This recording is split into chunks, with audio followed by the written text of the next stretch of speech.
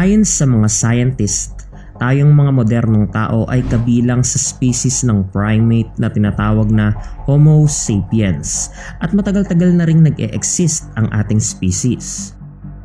Gayunpaman, ang existence ng mga tao ay parang isang kisap mata lang kung iahambing sa buong kasaysayan ng mundo.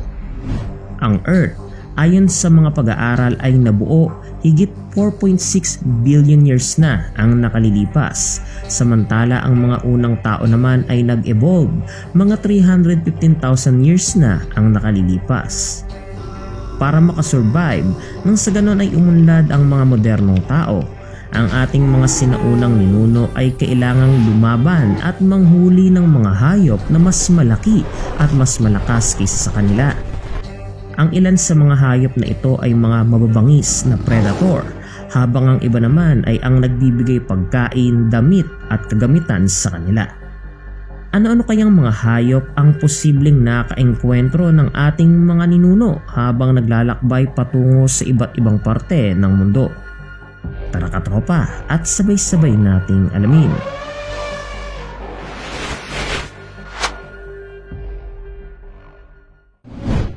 Number 5. The Columbian Mammoth. Ang mga Columbian Mammoth ay isa sa pinakamalaking mammal na nabuhay sa kasaysayan ng Earth at sila ay pinsan ng masikat na mga woolly mammoth.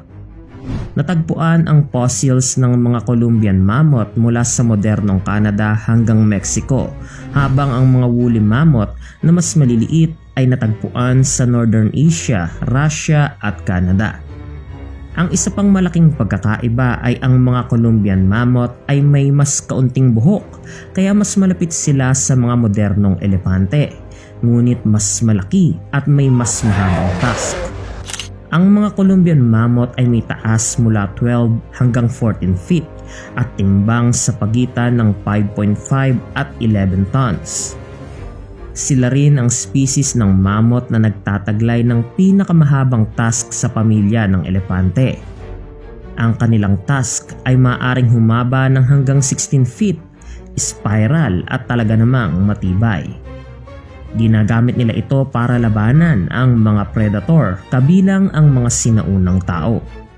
Number 4. Ground Sloth. Alam naman nating lahat na ang pinag-uusapan natin ay ang mga nakakatakot na hayop na nabuhay kasama ng mga sinaunang tao. At kung ating iisipin, malinaw na hindi kabilang ang mga sloth sa listahang ito. Gayunpaman, ang kanilang sinaunang ninuno, ang mga ground sloth, ay talaga namang nakakatakot dahil sila ay ilan sa mga pinakamalalaking mammal na nabuhay sa kasaysayan ng Earth. May iba't ibang subspecies ng ground sloth at ang mga namuhay sa North America ay kasinlaki ng mga modern day rhino at malamang na sila ay isa sa mga kinakain ng mga sinaunang tao. Gayunpaman, ang pinakamalaking ground sloth, ang Megatherium, na nanirahan sa South America mga 10,000 years na ang nakalilipas, ay kasinlaki ng isang modern day elephant. Sila ay maaaring lumaki hanggang 20 feet mula ulo hanggang buntot at maaaring tumimbang ng hanggang 4 tons. Ang mga huling species ng ground sloth ay nabuhay mga 4,200 years na ang nakalilipas sa mga isla ng Caribbean at ang pagdating ng mga tao roon ang naging sanhi ng tuluyan nilang extinction. Number 3. Smilodon. Ang mga Smilodon, na mas kilala sa tawag na saber-toothed cat, ay unang lumitaw sa Earth 42 million years na ang nakalilipas. Maraming species ng mga Smilodon at karamihan sa kanila ay namatay bago lumitaw ang mga unang tao. Gayunpaman, ayon sa mga bagong pag-aaral, ang mga sinaunang tao na nanirahan sa Amerika ay posibleng nabuhay kasama ng dalawang magkaibang species ng saber-toothed cat, ang Smilodon fatalis at Smilodon populator. Ang Smilodon populator, ang pinakamalaki sa lahat ng species, ay maaaring lumaki na kasinlaki ng African lion at kasing bigat ng Siberian tiger, ang pinakamalaking subspecies ng tigre sa mundo ngayon. Dahil sa sila ay malaki, sila ay malakas din. Maaring pabagsakin ng mga Smilodon ang mga hayop na mas malalaki sa kanila gaya ng mga mammoth. At tulad ng mga modernong tigre, hinihintay nilang makalapit ang biktima at saka sila maglulunsad ng sorpresang pag-atake. Taglay ang dalawang pangil na kasing haba ng kitchen knife. Masasabi mong isa talagang deadly predator ang mga Smilodon. Gayunpaman, ayon sa mga pag-aaral, hindi ganoon kalakas ang kanilang bite force na mahalaga para sa isang predator. Ayon sa kalkulasyon, sila ay nagtataglay lamang ng 1/3 ng bite force ng mga modernong leon. Gayunpaman, nagtataglay naman sila ng flexible jaw at kaya nilang buksan ang kanilang bibig ng hanggang 120 degrees kumpara sa leon na hanggang 60 degrees lamang. Hindi rin ganoon katibay ang kanilang mga ngipin, kaya para mapunan ang mga pagkukulang na ito, na-develop nila ang pinakamalakas na forearms sa lahat ng big cats sa kasaysayan.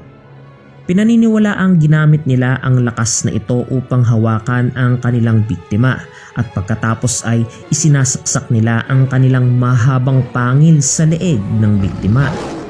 Ang isa pang teorya ay paulit-ulit na sinasaksak ng mga Smilodon ang kanilang biktima gamit ang mahaba nilang pangil matapos nila itong mahawakan.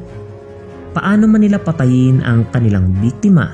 Siguradong hindi nanaisin ng sinumang sinaunang tao na mapasailalim sa mga bisig ng isang Smilodon. Number 2. Giant Short-Faced Bear. Ang mga oso ay unang lumitaw mga 40 million years na ang nakalilipas at ilang mga subspecies ang nag-evolve sa paglipas ng mga taon.